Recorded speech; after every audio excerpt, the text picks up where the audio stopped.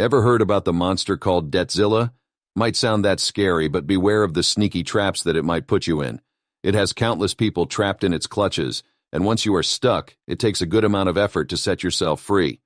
Welcome back, folks. We are back with yet another interesting topic that you all might be interested in. We are going to talk about strategies that can help you pay off your debts and become debt-free. So let's get started. Before getting to know how we are going to defeat this monster called Debtzilla, we need to know what exactly it is and what are the various forms it can take on. There are in general 4 types of debts. Secured debt. This type of debt is backed by collateral, for example, a car or house. If an individual fails to repay it, the lender can take the car or the house to look after their losses. In simpler terms, it means that while taking a loan, you are asked to name a valuable asset as a collateral, and against this collateral, you are given the loan under the legal threat that this asset will be taken if you do not repay the loan. Usually, home and car loans come under secured debts. Unsecured debt. This type of debt is not backed by collateral and is based solely on your credit worthiness, that is, your ability and track record of paying debt payments in the past. Usually medical bills and personal loans, that is, loans that you take from your friends and family, come under this category. Revolving debt. Don't worry, we ain't getting into some actual planetary thing. Revolving debt refers to a kind of debt in which the borrower can repay and borrow money on a repeated basis up to ascertained credit limit. Credit cards are a prime example of this, in which you pay your credit card payments and then again are ready to use it for the next month. Lastly, installment debt refers to a kind of debt in which you borrow a certain amount and then repay it in installments over a fixed period. Prime examples include mortgages and student loans, something that you might have heard about in the news recently. Now you may ask, which one is the scariest form of Debtzilla? Well, the scary part is that each one of these holds the potential to pull you down from your financial high and bash you on the cold, hard ground. Sounds harsh? Well, that's the whole truth. A survey from 2019 found that 70% of Americans with credit card debt admit they can't pay it off this year. Additionally, another report from 2022 states that an estimated 41% of people, or about 100 million adults, currently face healthcare debt, ranging from under $500 to $10,000 or more. It's clear that many Americans struggle with debt, and if you are one of them, we are here to help you tame and manage every one of these beasts. How does one go ahead with the entire become debt-free thing, you might wonder? Do we go step by step, or do we jump right into it and try to tackle this monster with just the help of muscle power? Well, power is useless if it's not used in a witty and correct way that benefits you. We will now learn how to start your journey to becoming debt-free. The first step is budgeting. When you want to pay off your debt, you need to remember that going on shopping sprees or impulsive buying are habits that you need to avoid. They might make you feel good for a while, but the long-term implications are negative and hard to understand. One of the best ways to avoid these habits is to make a budget and adhere to it. We have a complete video that can help you make a perfect budget. Check out the description for the link.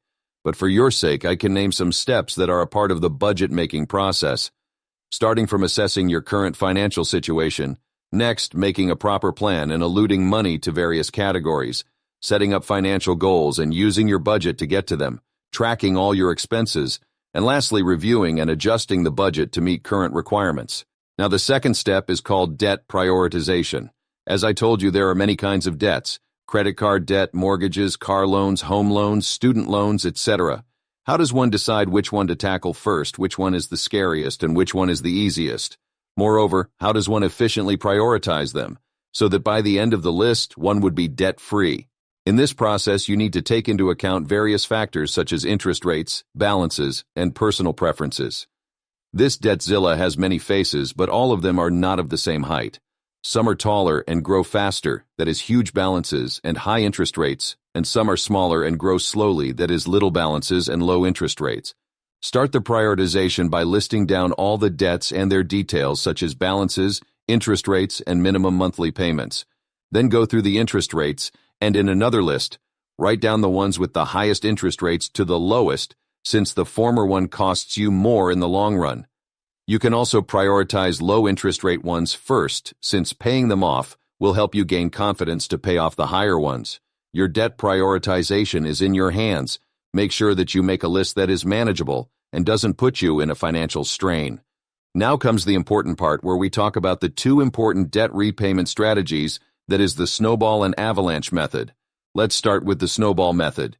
The snowball method involves paying off the smallest debts first while making minimum payments on others. This approach is based upon the amount of balance regardless of the interest rates. This means that the debts with the smallest balance will be the ones on the top of the list, and the ones with high balance will be in the bottom. In this method, you start by listing all your debts, including balances and minimum monthly payments, and when you are done making minimum payments on all debts, you can push any extra funds towards paying off the debt with the smallest balance. Once the smallest debt is paid off, you can take the money you are putting towards that debt and apply it to the next smallest debt. Repeat the process, snowballing the payments from one debt to the next until all debts are paid off.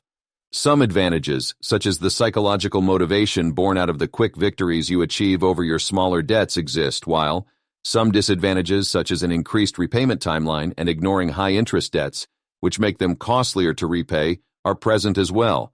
Next is the avalanche method. The avalanche method focuses on paying off debts with the highest interest rates first. The process is quite similar to the snowballing method, just that here you prioritize the debts that have a higher interest rate instead of a higher balance and try to pay them off first. The advantages of this method are that it decreases the amount of interest that you would be paying. It also leads to faster debt elimination and is considered to be a more cost-effective method since you won't be paying all that extra interest. Though the absence of quick victories that will bring you motivation is present, this also means you won't feel a sense of accomplishment for a long amount of time if the debt with high interest is also a debt with a high balance.